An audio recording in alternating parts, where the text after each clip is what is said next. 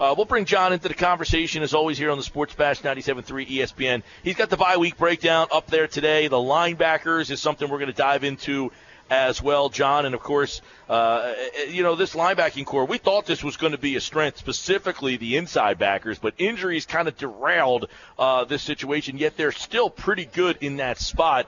But it seems like this is going to be a really fluid situation moving forward, specifically at the inside backer spot. Yeah, and you kind of saw it last week against Carolina because D'Amico hurt his hamstring, and all of a sudden Michael Kendricks is able to get back in there. So you have a lot of depth, and it's nice. It's a nice problem to have. But it was a bad week to have that particular problem because the strength of D'Amico's game is run stopping, and obviously Carolina with Cam Newton and Jonathan Stewart, a strong interior line. They want to run the football. They want to go downhill. They want to be physical. And that's what Ryans does well. Kendricks, on the other hand, is a lot of athleticism. He's able to do a lot of things as far as pass coverage, as far as blitzing, but not necessarily the best when it comes to gap discipline and stuff in the run. So even though he's a good player, that was a bad matchup. And for that week, the Eagles would have rather had D'Amico Ryans, but that wasn't the reality of the situation.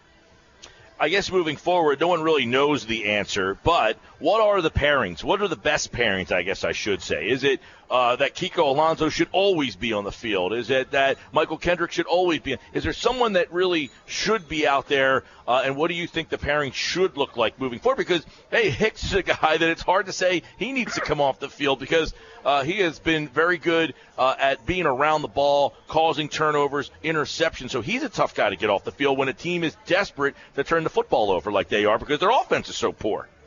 Yeah, it really is tough. You really we talked about it offensively a lot with Ryan Matthews versus DeMarco Murray. You almost have to ride the hot hand.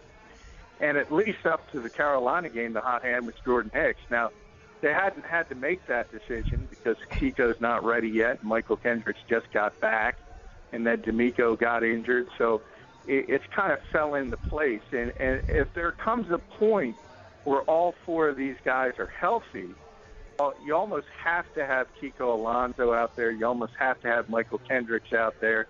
And the three-man rotation you envisioned at the beginning of the season with D'Amico Ryans handling sort of a two-down role as a run stuffer.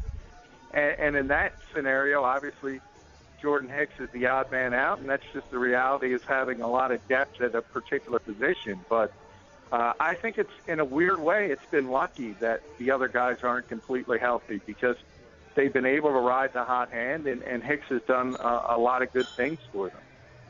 He sure has.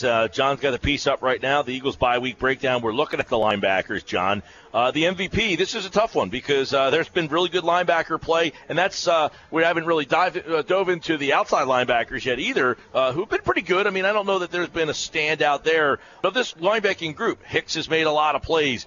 Realistically, you can make an argument for him being the MVP. Ryan's being out showed how much he means to the team. So for you, who has been the MVP of this group? Well, to me, it came down to most valuable versus best. And I think Jordan Hicks has been the best linebacker overall. But I think the most valuable has been D'Amico Ryans and the fact that his veteran stability, his leadership, people underestimate that. He's one of the guys you go to in the locker room. He's one of those guys that's willing to get in front of the media and explain what's going on. And he's very important to that organization, not just the team, not just the defense. And don't underestimate his understanding of the game as far as helping Jordan Hicks and getting him lined up correctly on plays, because that's always a difficult thing for rookies to do, simple things like alignment. And the fact that D'Amico has been out there most of the time helping him out and that kind of stuff is very, very important. So I think he's been the most valuable linebacker they've had so far this season. It's in a lot of these categories are really intriguing with the group that they have here. And you, one of your categories is better days to come. Two of the guys have been hurt. Hicks is a rookie, and you got the Graham, who's been a guy who seems like he's coming on a little bit better. Barwin, it seemed like he was sacking the quarterback a little bit more last year, but he's getting close. So who do you think the future looks bright for? Well, I think it's Kiko Alonso because he's got a Pro Bowl level skill set, and nobody's seen it yet. And I understand the frustration, but you kind of got a glimpse of it on Week 1 in Atlanta when he made that unbelievable interception. You saw how long he is, how rangy, how athletic in that one particular play to go up and get that football. And if he ever does get right, and it's probably not going to be till 2016, that is a very good linebacker that I think is just a little bit above everyone else as far as ceiling and skill set and things like that. I mean, he's truly a Pro Bowl type player, and I think at some point he's going to get healthy, and at some point the Eagles are going to see that. Yeah, and that's a good sign. If the better things are to come for him, that means, in your mind and their mind, that they think he's healthy, and that's a really good sign because, and I said one thing, everybody seems like they have problems in this division, John. Des Bryant looks like he could be back maybe this week, if not probably next week against Philadelphia. That they're still going to get Romo at some point down the road. Obviously, they've gotten Hardy back. They've had some other pieces that were out. Now they got back. But the Eagles are going to get healthier, but on the defensive side of the ball. But that means their defense could be even better down the road. The problem would be is figuring out how to use these guys all in the right way. If that causes a problem or not, that remains to be seen. Yeah, and that's one of the things I've struggled with because obviously they don't have depth at the outside linebacker spot after Connor Barwin and Brandon Graham, and you saw that by the fact that they tried to turn Vinny Curry into an outside linebacker, which was I think a bad decision. I think a desperate decision. But that also told you what they thought of a player like Marcus Smith, the fact that they tried to force that. And if you look at the skill sets of Michael Kendricks and Kiko Alonso, those two specifically, because they're so athletic, because they're so fast, they could also project outside. And it's not their best position, but when you have the depth the Eagles have, you can imagine that if you need a Kendricks or an Alonso to take some snaps to give Barwin or Graham a breather, to me that would be a best-case scenario, or at least a better scenario than throwing Marcus Smith out there, who you don't trust, you don't want to dress most weeks, and you're forced. You saw that sort of on that reverse play, how he lost contained. It's another example of the Eagles not thinking outside the box and kind of pigeonholing themselves. And he was out there for that play, one play and one disaster for him. As you write, it's just not going to happen. Do you envision that Smith will be a guy down the road that does get deactivated once these other linebackers are healthy, and then rather having a guy who's I guess they view as an outside linebacker just putting more active inside linebackers on the rosters on game day? Yeah, it would make sense. It really would, because they do have the ability to do it. They have the speed to do it, and they have the smarts to do it. Generally, inside linebackers tend to be some of your smarter defensive players for good reason.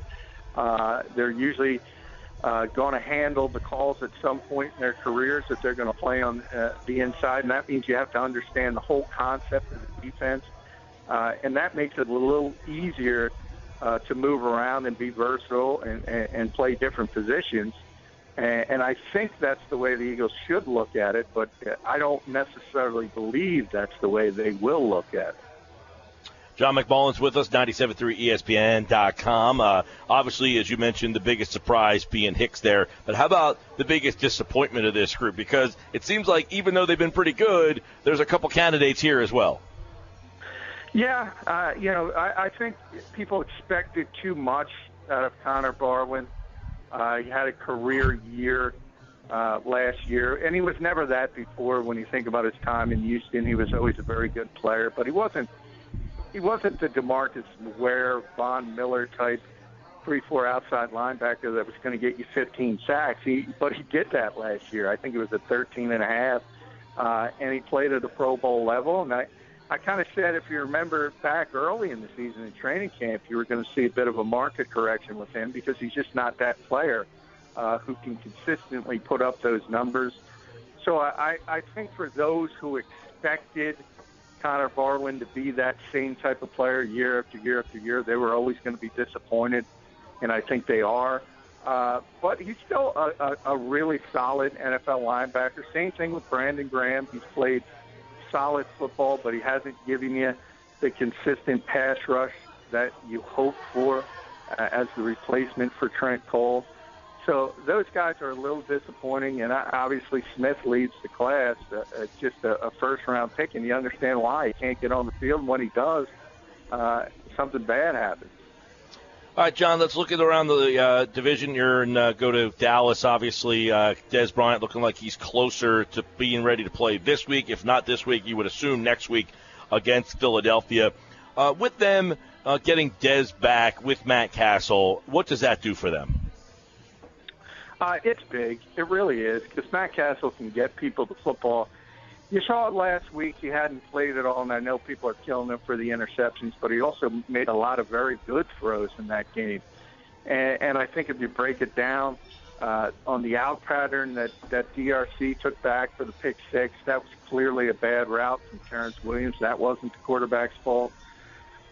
So when you look at it and you really sit down, the Dallas Cowboys were a much improved team with Matt Castle versus Brandon Weeden. That doesn't mean he's a star, doesn't mean he's a great player, but he's smart enough to know if you get a 50-50 ball up to Dez Bryant, it's more likely than not he's going to be able to come down with it. And for that reason, I think that the Cowboys are much more difficult with those two on the field. Yeah, and obviously getting that type of player back is a big lift for that team. And this week, obviously, against Seattle, there's an uphill battle against that secondary. We'll see if he plays at full burst, limited or not. But obviously getting a weapon like that back for them is really big. What are you thinking? I mean, I know we talked a little bit on Tuesday about Seattle. Even when they were really good, different team on the road than they are at home. Does Seattle, though, have enough to go into Dallas against Matt Castle? Should they win this game? Yeah, I think they should. They're not the same team that they have been. That's clear.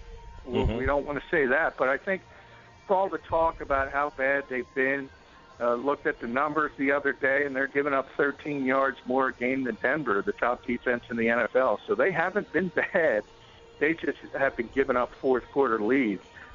They still have a ton of talent on defense, and it starts with, obviously, that defensive backfield. And I think they've had some hiccups. Remember, this is a team, because of how much success they've had defensively.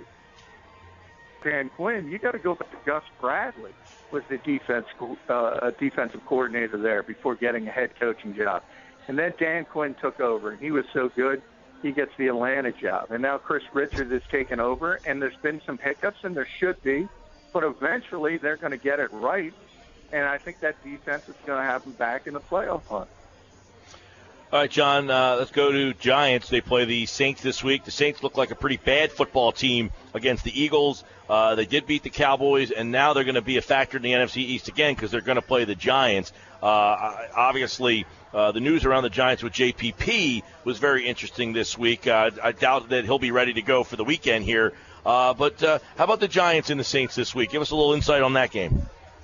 Well, the Saints have played a lot better since that Eagles game, and they did look like one of the worst teams in football. So you have to give Philadelphia credit for making New Orleans look that bad, because they haven't looked quite as bad since, and they've been able to get things at least going back in the right direction. And I've been very above board. I do not like the Giants talent-wise. I don't think they have a very good roster. And that lack of pass rush, and you're right, JPP's not going to be on the field this week. There's no question about that.